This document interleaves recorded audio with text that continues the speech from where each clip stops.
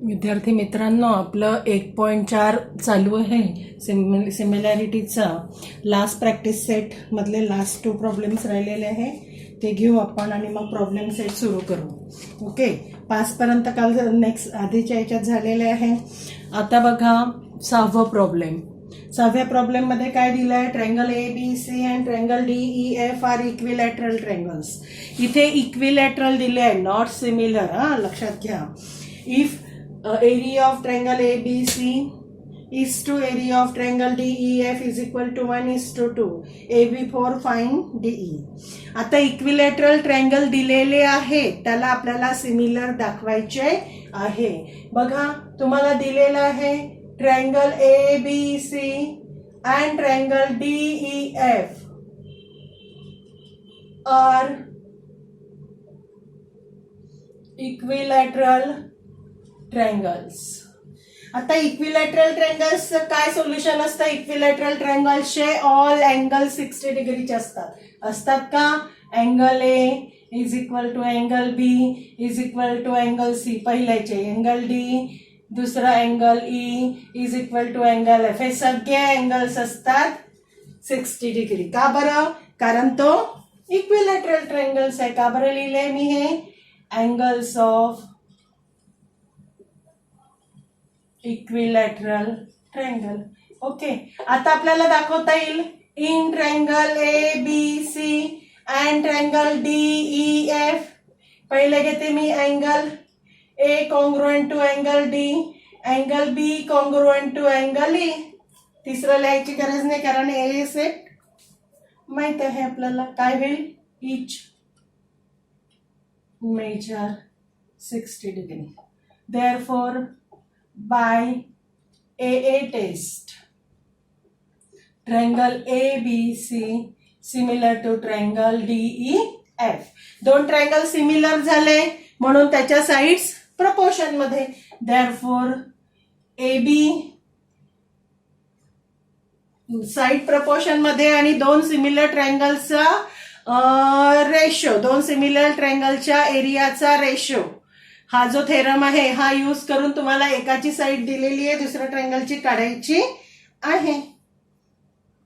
ठीक आहे. बघा आता देअरफॉर आपण घेऊ by theorem of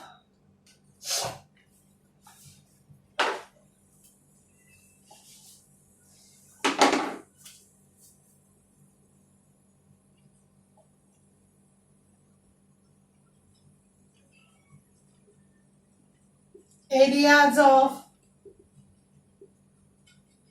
similar triangle.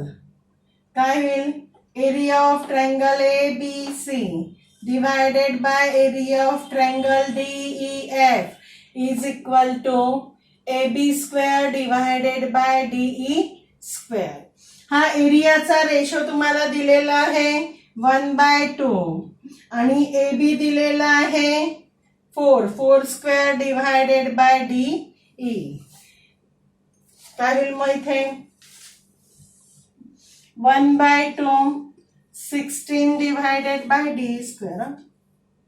DE square cross multiplication करा. DE square is equal to 16 multiplied by 2. DE square is equal to 16 multiplied by 2. Therefore DE is equal to square root of. मी मुद्दामून multiplication केलं नाही, मला इथे square route direct काढायला मिळालं. मग DE is equal to 4√2. झालं प्रॉब्लेम. ठीक आहे. आता एक लास्ट प्रॉब्लेम आहे, ते बघू आपण याच्यातलं.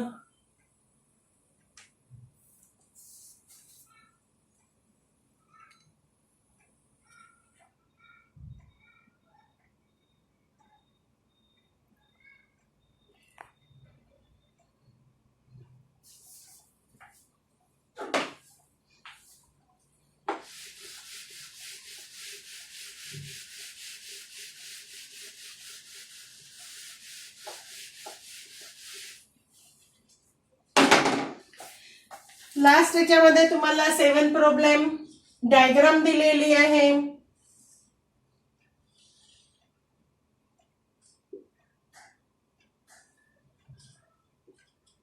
DEF आणि इथे PQ. Okay. In the figure, segment PQ parallel to segment DE. Segment PQ parallel to segment DE. नंतर area of triangle PQF is equal to 20. नंतर PF is equal to 2DP. Then find area of quadrilateral DPQE. आणि हे problem आहे activity base. तुम्हाला activity base हे problem करायचं आहे. बघा सोल्युशन मध्ये पहिले area of triangle PQF given आहे 20 स्क्वेअर युनिट. ठीक आहे.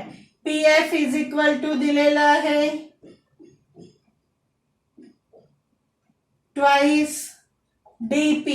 हे सगळं गिव्हन आहे. ठीक आहे. आता आपण घेऊ लेट.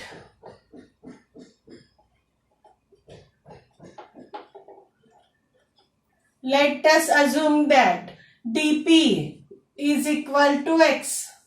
ठीक है. Therefore मग PF काय होईल 2X. PF काय होईल 2X. नंतर पुढे असंच दिलेलं आहे. आता बघा DF is equal to, आपल्याला फक्त याच्यातल्या फिल इन द ब्लँक्स भरायच्या. ऍक्टिव्हिटी बेस आहे. DF is equal to DP. बघा डायग्राम मध्ये DF इज इक्वल टू काय होईल DP प्लस PF होईल PF. मग DP आपण घेतलेलं आहे X. PF आला आपलं 2X. म्हणजे DF आपलं पूर्ण आलेलं आहे 3X. आलं. चला मग in triangle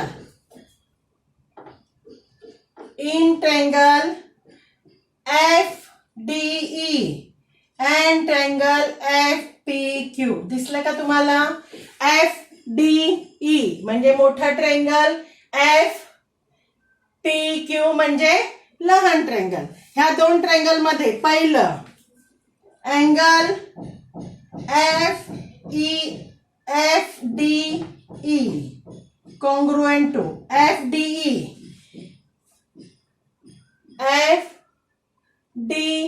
congruent to corresponding द्यायचं आहे. काय होईल FPQ. काय होईल FPQ. इथे रिझन दिलेलं आहे.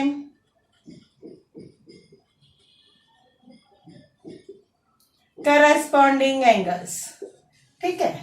दुसरं बघा आता angle FED congruent to FED congruent to काय FQP. परत रिझन द्यायचं आहे करस्पॉन्डिंग अँगल्स. ओके. मग झालं AA टेस्ट.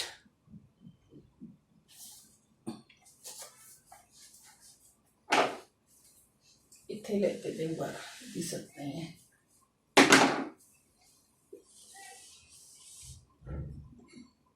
एंगल दूसरा angle FED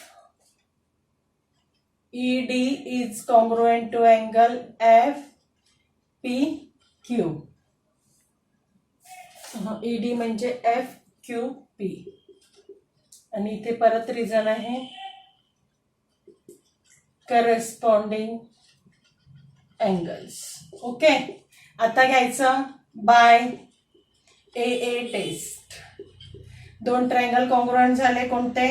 triangle FDE similar to triangle FPQ. झाले दोन सिमिलर. आता त्यांच्या साइड्स प्रोपोर्शन मध्ये घ्या.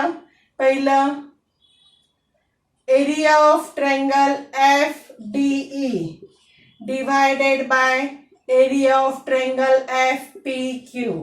आता बघा तुम्हाला 3x square divided bye 2x square दिलेला आहे. 3x कोणाची आहे? DF. म्हणजे आपल्याला घ्यायचं आहे DF square divided bye PF square. होईल, कारण डी एफ आहे आपलं 3x² डिवायडेड बाय 2x². ठीक आहे, काय होईल 9x², 4x², x² कॅन्सल, 9/4. याचा रेशो आला आपला 9/4. नंतर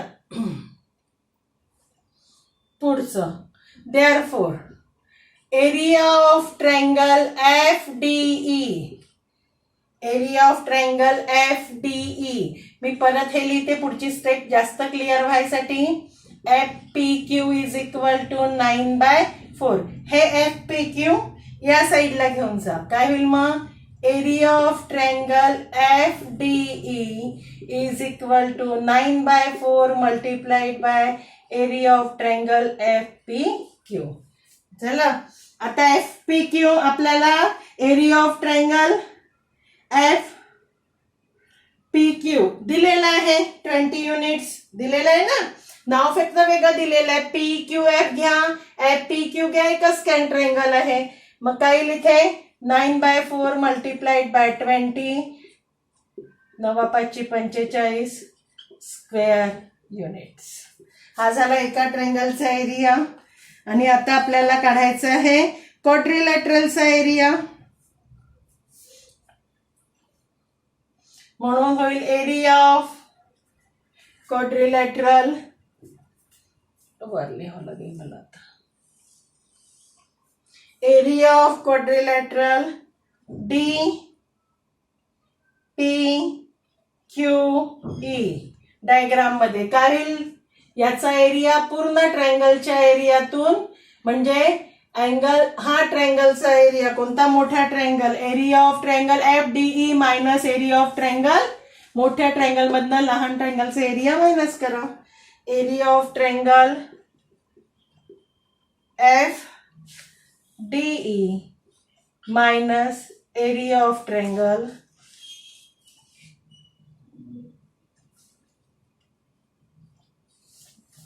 ठीक आहे. Therefore area of quadrilateral DPQE is equal to, एकाचा एरिया तुम्हाला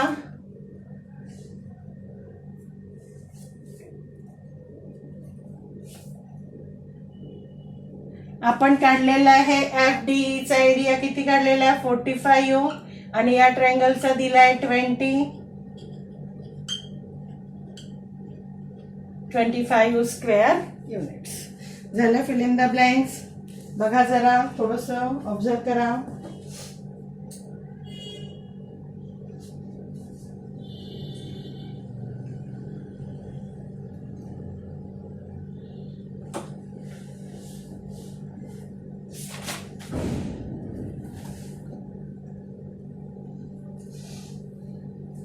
ओके,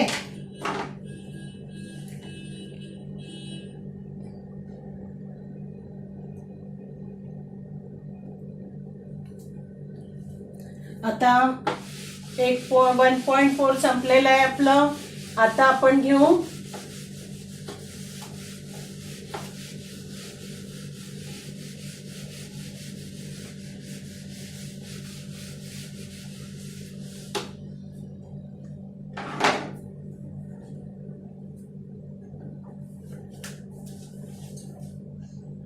प्रॉब्लेम सेट 1. काय सुरू करू आपण आता, प्रॉब्लेम सेट 1.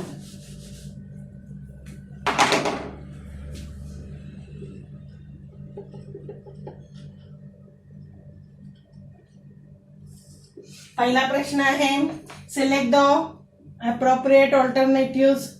तुम्हालाच घ्यायचे ते सॉल्व्ह करून करा, तिथे दिलेलंच आहे. सेकंड क्वेश्चन पासून सुरुवात करू आपण. बघा, second question.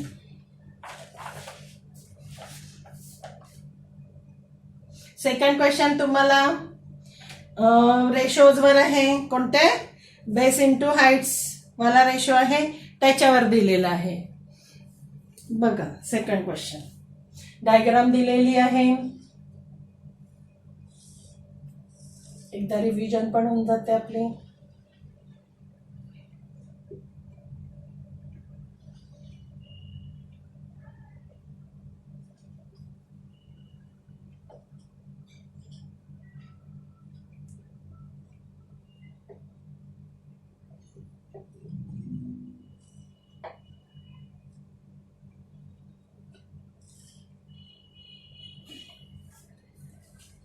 In triangle ABCD is in between B and C. BD is equal to दिलेला आहे BD is equal to 7, BC is equal to 20. This is given.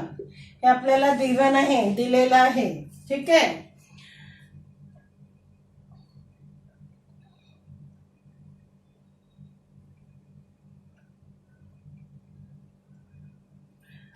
आता पहिलं रेशो फाइंड करायचा. पहिला घेते मी ratio area of triangle ABD divided by area of triangle ADC. ABD ADC ABD ADC हे दोन्ही ट्रायंगल्स कसे आहे? हे दोन्ही ट्रायंगल इक्वल हाईटचे आहे. का बरं? कारण याचा व्हर्टेक्स हा कॉमन आहे आणि त्याचे बेस सेम बेस BC वर लाय आहे. बरोबर आहे. त्याच्यामध्ये म्हणजे BD आणि BC हे जरी त्याचे बेस असले तरी एका बेसवर लाय असल्यामुळे BC ती आणि व्हर्टेक्स एकच आहे म्हणून ते इक्वल इन हाईट आहे. तर मग आता याचा रेशो काय होईल? इक्वल हाईट आहे म्हणजे त्याच्या बेसेसचा ABD चा बेस आहे BD आणि ADC चा बेस आहे DC. ठीक आहे. BD दिलाय 7, DC आपल्याला काढता येईल. काही BC is equal to BD plus DC. BC आहे 20, 7 plus DC. Therefore DC is equal to 20 minus 7 is equal to 30. म्हणजे पहिला रेशो झाला तुमचा. इथे लिहायचं ट्रायंगल्स हॅव इक्वल हाईट. ठीक आहे.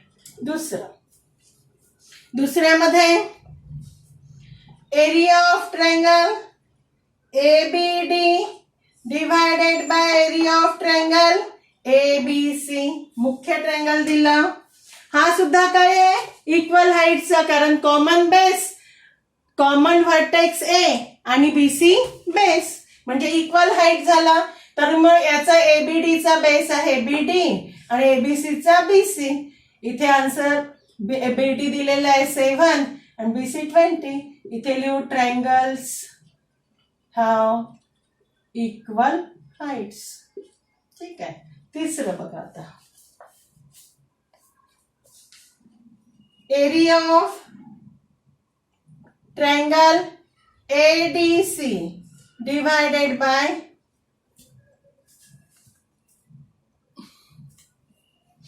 area of triangle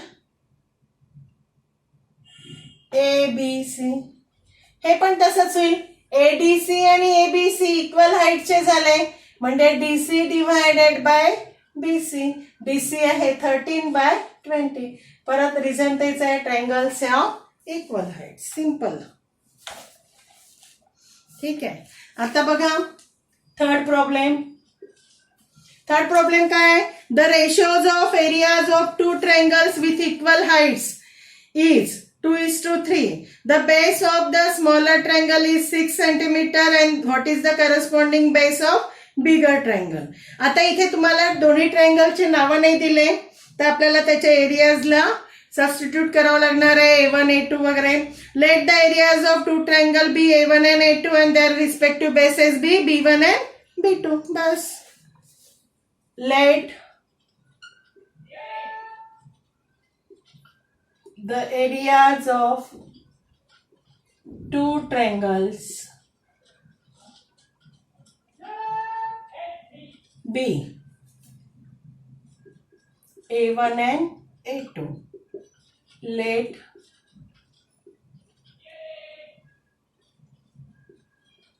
respective bases be B1 and B2. ठीक आहे.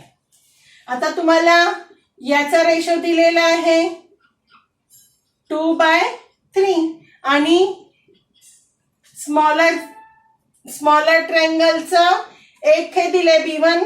जर स्मॉलर ट्रायंगल घेतलं तर त्याचा बेस दिलेला आहे. एक दुसऱ्याचा काढायचा आहे.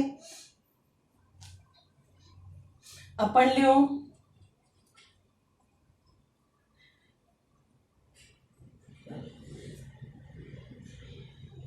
areas of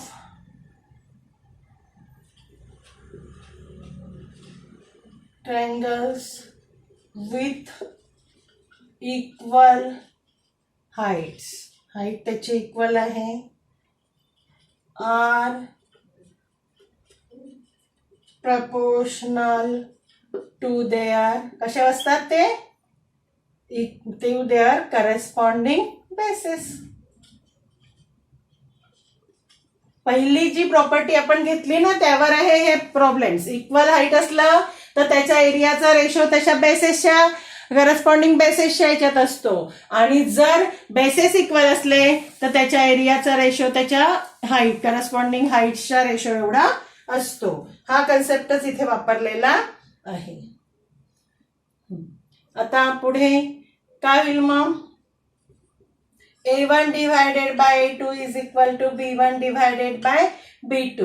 2 divided by 3 B1 आहे 6 B2 काढायचं आहे.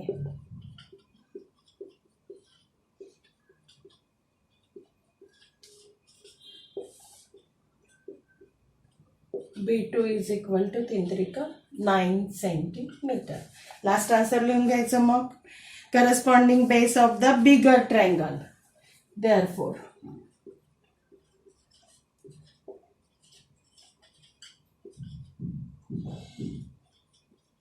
9 सेंटीमीटर. ऑब्झर्व करा दोन्ही प्रॉब्लेम. थोडं 5 मिनिटं थांबते मी. तिसरा प्रॉब्लेम घेऊ मग आपण.